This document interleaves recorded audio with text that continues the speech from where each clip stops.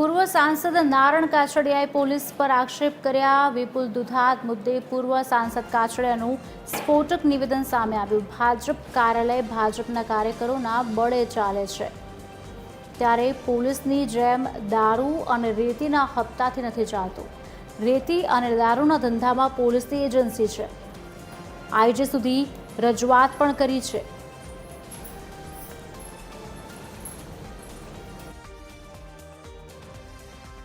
કે પાર્ટી કાર્યાલય ભારતીય જનતા પાર્ટીનો કાર્યકર્તા પોતાની જાતે ચલાવે છે। બહુ થાય કદાચ તો બાર્ગેનિંગ કાર્યકર્તાની અંદર કરીને પણ ચલાવે છે, નહીં કે તમારી જેમ રેતીના કે દારૂના હપ્તા લઈ અને તમે જે એસો આરામ કરો છો એવું નથી। અને મારે ખુલ્લેઆમ કહેવું છે કે રેતી અને દારૂ એ કોઈ જો ધંધો કરતા હોય કે એના જે કોઈ પેલું આખો એજન્સી હોય તો એ પોલીસની છે, એમાં જરા પણ યથાશક્તિ નથી।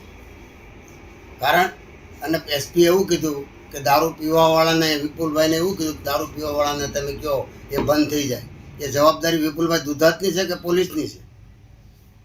પહેલાં તો પોલીસને દારૂ જે વેચે છે ને એને બંધ કરાવો એટલે ઓટોમેટિક પીવાવાળા બંધ થઈ જાય।